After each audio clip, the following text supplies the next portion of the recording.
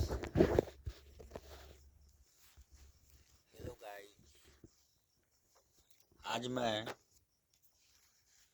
Lucent सामान्य ज्ञान पढ़ने जा रहा हूँ। देखिए, यह लूसेंट है, लूसेंट का बुक सामान्य ज्ञान।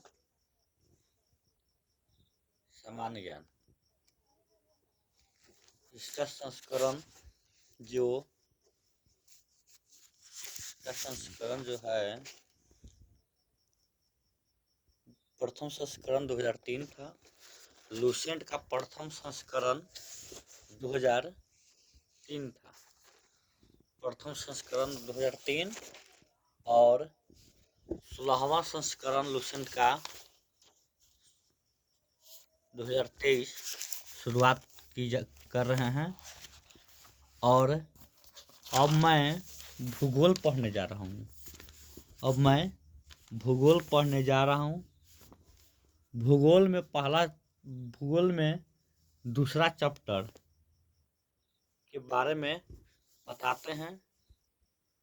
भूगोल क्या है? सर्वप्रथम हम इस बारे में जानेंगे कि भूगोल क्या है, यानी भूगोल किसको कहते हैं। सर्वप्रथम भूगोल शब्द का प्रयोग इराटोस्थेनीज, एक ग्रीक विद्वान, 2076 से लेकर 194 ईस्वी में पूरा किया। यह शब्द ग्रीक भाषा के दो मूल पहला मूल जियो का मतलब होता है पृथ्वी, ग्राफिक्स का मतलब होता है वर्णन करना। ग्राफिक्स का मतलब क्या होता है? वर्णन करना से प्राप्त किया गया है।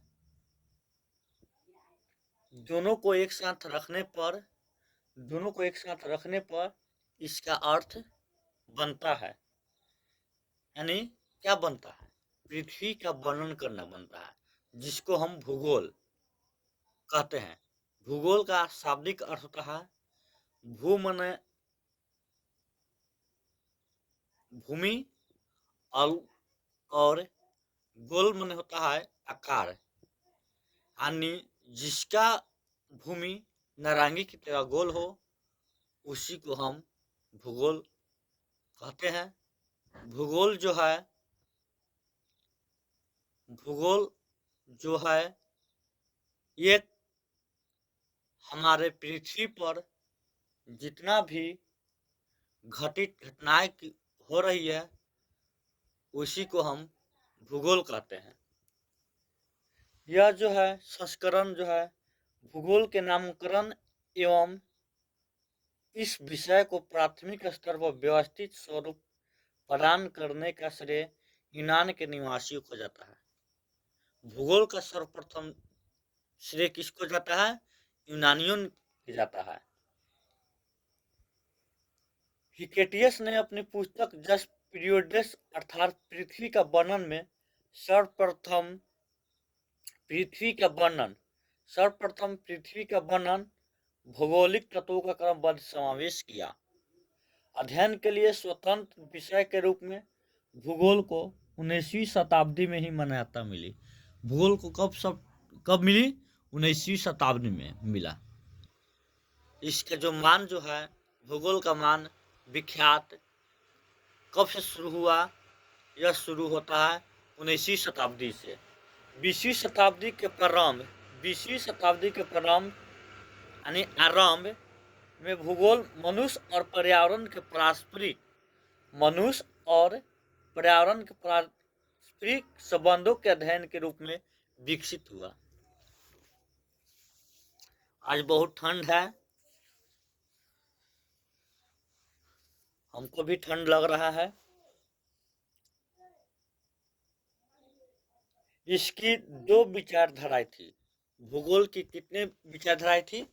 2 विचारधाराएं थी। पहला होता है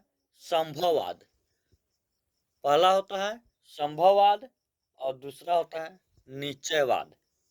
इसके अनुसार मनुष्य अपने पर्यावरण में परिवर्तन करने में समर्थ है। मैं क्षमा करता मांगना चाहता हूँ असमर्थ को समर्थ कहने में, तथा वह प्रकृति प्रदत्त अनेक संभावनाओं को अपनी इच्छा के अनुसार उपयोग कर सकते हैं। इस विचारधारा के समर्थक हैं भूगोलवेत्ता। समर्थकर्ता, पहला समर्थकर्ता जो हुए भूगोलवेत्ता, इसका लेखक जो हुए वाइडला, डीला, ब्लास और फैवरो। दूसरा होता है निश्चयवाद। इसके अनुसार मनुष्य के सारे काम पर्यावरण द्वारा निर्धारित होते हैं, अतः मनुष्य के स्वेच्छापूर्वक कुछ करने की स्वतंत्रता कम है। इस विचारधारा के प्रमुख समर्थक हैं भूगोलवेत्ता रिटर रेटजेल, नवीन निश्चयवाद का संस्थापक एलन सैम्पल और हटिंगटन, जिसको हम भूगोल का जनक हिकेटेस को जाना जाता है। वर्तमान भूगोल का जनक अलेक्जेंडर वान हम्बोल्ट। तीसरा व्यवस्थित भूगोल का जनक इरेस्टोनिज कहा जाता है। भौतिक भूगोल का जनक पोलिडोनियम को कहा जाता है। सांस्कृतिक भूगोल का जनक कार्ल ओ सावर को कहा जाता है। गणितीय भूगोल के संस्थापक फेल्स व एनेक्सिमीडर को कहा जाता है। विश्व ग्लोब का निर्माता मार्टिन बैहम को कहा जाता है। विश्व मानचित्र के निर्माणकर्ता अनेक्सिमीडर को कहा जाता है। भौगोलिक विश्व कोश का रचनाकार स्ट्रैबो को कहा जाता है। क्रमबद्ध भूगोल को अलेक्जेंडर वान हम्बोल्ट को कहा जाता है। भूगोल एक बहुत ही मार्मिक ढंग है। जितने हम इसके बारे में निचोड़ जानेंगे उतना ही हम लोग को ख्याति प्राप्त होगी। अब भूगोल की कुछ परिभाषाएं आपको बता देते हैं क्वेश्चन में क्या क्या दिया है। पहला है, भूगोल एक ऐसा स्वतंत्र विषय है जिसका उद्देश्य लोगों को विश्व, आकाशीय पिंडों, स्थल, महासागरों, जीव जंतुओं, वनस्पति, फलों तथा भूधरातल के क्षेत्रों में देखी जाने वाली प्रत्येक अन्य वस्तु का ज्ञान प्राप्त करना ही स्ट्रैबो ने कहा था।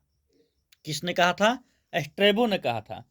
दूसरा का परिभाषा जो कैलेडियस टॉलमी ने दिया था, वह कौन सा परिभाषा है? भूगोल पृथ्वी की झलक। भूगोल क्या है?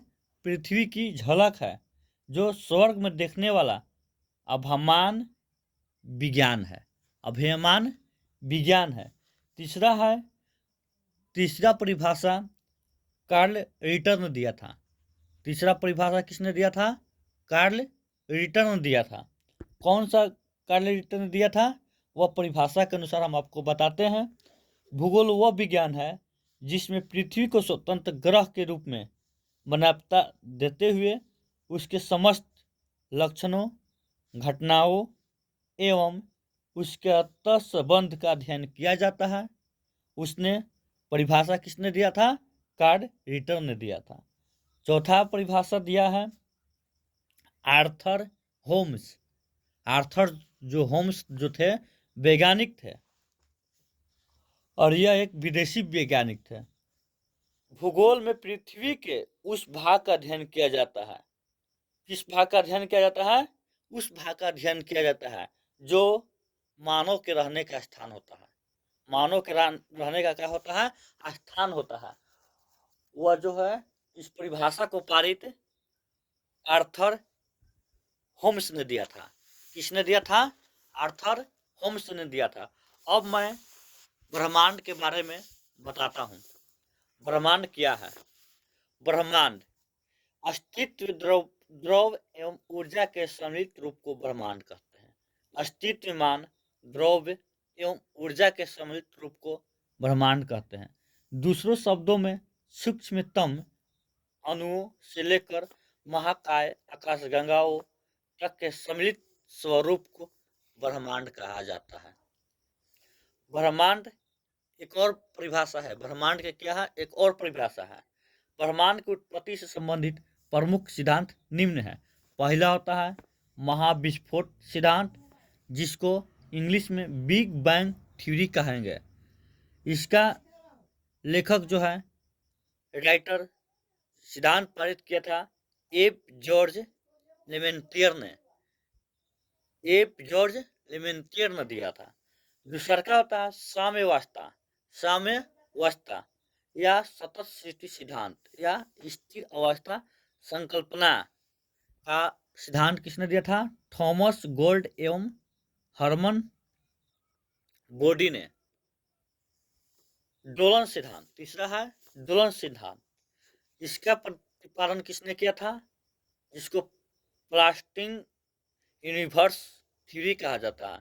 इसका जो है डॉक्टर एलन संडेजा ने दिया था। किसने दिया था सिद्धांत? Doctor Allan Sandage. चौथा है स्फीति सिद्धांत। चौथा क्या है? स्फीति सिद्धांत, इन्फ्लेक्शनरी थ्योरी, जिसका इंग्लिश में एक्सप्लेशनरी थ्योरी कहा जाता है। इसका जो सिद्धांत जो है अलेन गुथ ने दिया था। ब्रह्मांड की उत्पत्ति के संबंध में महाविस्फोट सिद्धांत, बिग बैंग थ्योरी कहा जाता है, सर्वाधिक मान्य सिद्धांत है। इसका प्रतिपादन बेल्जियम के खगोलज्ञ एवं पादरी एफ जॉर्ज लेमेंटियर ने किया था। बाद में रॉबर्ट बेगोनेर ने इस सिद्धांत की व्याख्या की। आगे है महाविस्फोट सिद्धांत के अनुसार, पहला, आरंभ में वे सभी पदार्थ जिनसे ब्रह्मांड बना है अति छोटे गोलक एकांकी परमाणु के रूप में एक ही स्थान पर स्थित था, जिनका आयतन अत्यधिक सूक्ष्म एवं तापमान तथा घनत्व अनंत था। दूसरा है अत्यधिक संकेंद्रण के कारण बिंदु का आकस्मिक विस्फोट हुआ, जिसे महाविस्फोट ब्रह्मांडीय विस्फोट कहा गया। इस अचानक विस्फोट से पदार्थों का बिखराव हुआ। बिखराव के मतलब होता है अलगाव, अलग अलग हो गया, जिससे सामान्य पदार्थ निर्मित हुए यानी बनाए गए।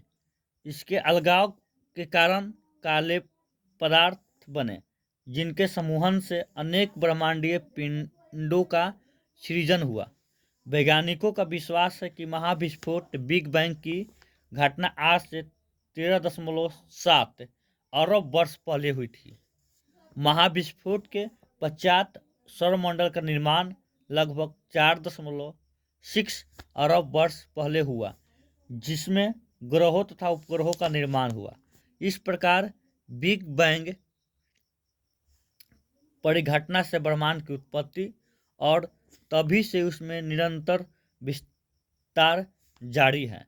इसके साक्ष्य के रूप में आकाशगंगाओं के बीच बढ़ती दूरी का साक्ष्य दिया जाता है, जिसको इंग्लिश में नासा के नाम से दिया गया है। नासा का लॉन्च जो सर्वप्रथम 2001 ईस्वी में मैप माइक्रोवेव एनिस्ट्रोपी प्रोब नामक अनुसंधान में इसकी पुष्टि की। नोट, नासा द्वारा 30 जून 2001 ईस्वी को डेविड विल्किंसन के नेतृत्व में बिग बैंग की पुष्टि हेतु मैप परियोजना माइक्रोवेव एनिस्ट्रोपी प्रोब मैप का शुभारंभ किया गया। मैप एक खोजी उपग्रह है। इससे प्राप्त चित्रों से बिग बैंग की पुष्टि होती है। 11 फरवरी 2013 ईस्वी को इस आधार पर नासा ने ब्रह्मांड की आयु 13.7 अरब वर्ष निर्धारित करने की घोषणा की। डेविड विल्किंसन की सितंबर 2002 ईस्वी के निधन के पश्चात उनके सम्मान में मैप उपग्रह का नाम 11 फरवरी 2023 ईस्वी को W MAP Wilkinson microwave anisotropy probe रखा गया। भूवैज्ञानिक काल। अब भूवैज्ञानिक काल ब्रह्मांड के बारे में ही पढ़ते हैं। भूवैज्ञानिक समय के सबसे बड़े खंड को इयोन कहते हैं। इयोन का महाकल्प ERA में महाकल्प को कल्प पीरियड में, कल्प को युग इपुक में तथा युग को काल एज में विभाजित किया जाता है। यान से हो गया महाकल्प, महाकल्प से हो गया कल्प, कल्प से हो गया युग और युग से हो गया काल। बहुत ठंड है। ब्रह्मांड के निरंतर विस्तारण के साक्ष्य जुटाने में एडविन हब्बल का योगदान उल्लेखनीय है। ब्रह्मांड के निरंतर विस्तारण के साक्ष्य के रूप में अंतरिक्ष में सूक्ष्म तरंगों की उपस्थिति का पता चलना, अंतरिक्ष में रेडशिफ्ट परिघटना का अवलोकन तथा आधुनिक अध्ययनों में सुपरनोवा का अंतरिक्ष में विस्फोट होना भी ब्रह्मांड के विस्तार के साक्ष्य के रूप में माना जा रहा है। अगला है, ब्रह्मांड के रहस्यों को जानने के लिए 30 मार्च 2010 ईस्वी को यूरोपीय सेंटर फॉर न्यूक्लियर रिसर्च ने जेनेवा में पृथ्वी की सतह से 50 से 175 मीटर नीचे 27.36 किलोमीटर लंबे सुरंग में लॉर्ड हैड्रन कोलाइजर LHC नामक महाप्रयोग सफलतापूर्वक किया गया। इसमें प्रोटॉन बीमों को लगभग प्रकाश की गति से टकराया गया तथा हिग्स बोसन के निर्माण का प्रयास किया गया। माना जाता है कि गॉड पार्टिकल के नाम से जाना जाने वाला हिग्स बोसन में ही ब्रह्मांड के रहस्य छिपे हैं, क्योंकि यह सबसे बेसिक यूनिट माना जाता है। CERN ने 4 जुलाई 2012 को हिग्स बोसन से मिलता जुलता सब एटॉमिक पार्टिकल की खोज करने में सफलता हासिल की है। इससे ब्रह्मांड के रहस्य को जानने में मदद मिलेगी। नोट: ब्रिटिश वैज्ञानिक हिग्स ने 1964 ईस्वी में कॉस्मोलॉजी समझने हेतु गॉड पार्टिकल परमाणुविक अवधारणा को पेश किया था, जो भारतीय वैज्ञानिक सत्येंद्रनाथ बोस के बोसन थ्योरी पर आधारित थी। ब्रह्मांड का व्यास 10⁸ प्रकाश वर्ष है। ब्रह्मांड में अनुमानतः 100 अरब मंडकिनीय यानी गैलेक्सी है। प्रत्येक मंडकिनी में अनुमानतः 100 अरब तारे होते हैं। मंडकिनी तारों का एक ऐसा समूह जो धुंधला से दिखाई पड़ता है। मंडकिनी क्या है? मंडकिनी वह है जो तारों का एक समूह है। तारों का क्या है? एक समूह है जो धुंधला से दिखाई पड़ता है तथा तारा जो तारा निर्माण प्रक्रिया की शुरुआत का गैस पुंज है, मंडकिनी कहलाता है। क्या कहलाता है?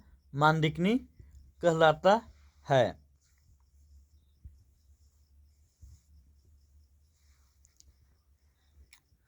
हमारी पृथ्वी की अपनी एक मंडकिनी है जिसे दुग्ध मेखला या आकाशगंगा मिल्की वे कहते हैं। अब तक ज्ञात इस मंडकिनी का 80% भाग सर्पिला है। इस मंडकिनी को सबसे पहले गैलीलियो ने देखा था। किसको देखा था? गैलीलियो ने देखा था। किसको? आकाशगंगा। आकाशगंगा का दूसरा नाम है दुग्ध मेखला, जिसको मिल्की वे कहा जाता है। आकाशगंगा की सबसे नजदीकी मंडकिनी को देवयानी नाम दिया गया है। देवयानी नाम दिया गया है। एंड्रोमेडा, जिसको इंग्लिश में कहा जाता है एंड्रोमेडा, ANDROMEDA नाम दिया गया है। आगे है नवीनतम ज्ञात मंडकिनी, यानी मंडकिनी को गैलेक्सी कहेंगे। इसको जो है ड्वार्फ मंडकिनी। आगे है निहारिका निबुला। यह एक ब्रह्मांडीय नर्सरी है जहाँ तारों का जन्म होता है। निहारिका में धूल और गैसों का बादल होता है। सभी तारों का जन्म निहारिका में होता है, सिर्फ कुछ दुर्लभ अवसरों को छोड़कर जिसमें दो न्यूट्रॉन तारे एक श्याम विवर बनाते हैं।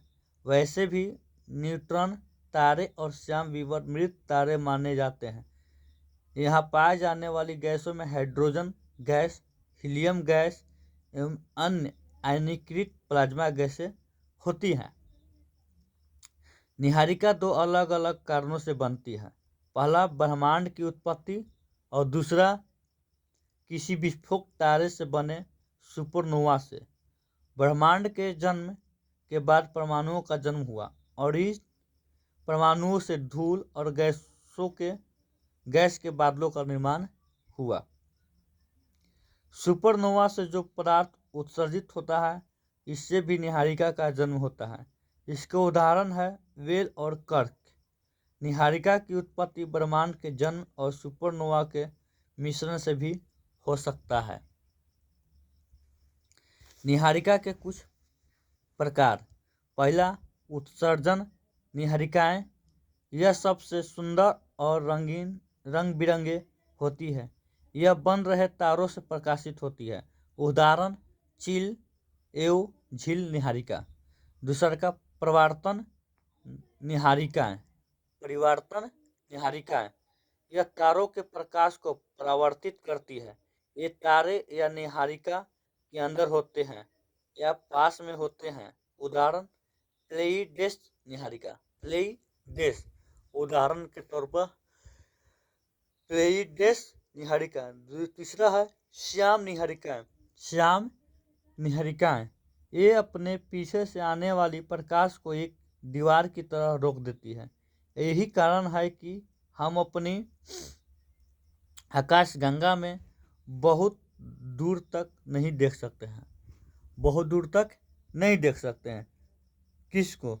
यानी आकाशगंगा में बहुत दूर तक नहीं देख सकते हैं। किसको? श्याम निहारिकाएं को। आगे है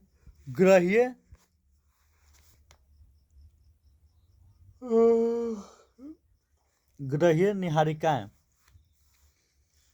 इसका निर्माण उस वक्त होता है जब एक सामान्य तारा एक लाल दानव तारे में बदलकर अपने बाहरी तहों को उत्सर्जित कर देता है। इसी वजह से इनका आकार गोला होता है। आगे है ओरियन नेबुला। हमारी आकाशगंगा के सबसे शीतल और चमकीले तारों का समूह है। ओरियन नेबुला हमारी आकाशगंगा के सबसे शीतल और चमकीले तारों का समूह है। तारों के बारे में विस्तृत जानकारी के लिए भौतिकी का अध्ययन ही ब्रह्मांड कहलाता है। और ब्रह्मांड, यहाँ पर भूगोल में ब्रह्मांड पहला चैप्टर जो है आज मैं इतना पर ही समाप्त करता हूँ। अगला चैप्टर कल सौरमंडल के बारे में बताएंगे। लूसेंट बहुत ही बढ़िया समान ज्ञान जीके है और इसको अनेक प्रकार के प्रतियोगी परीक्षाओं में पढ़ना बहुत ही लाभकारी है और यह जो पढ़ेगा वही आगे बढ़ेगा। धन्यवाद।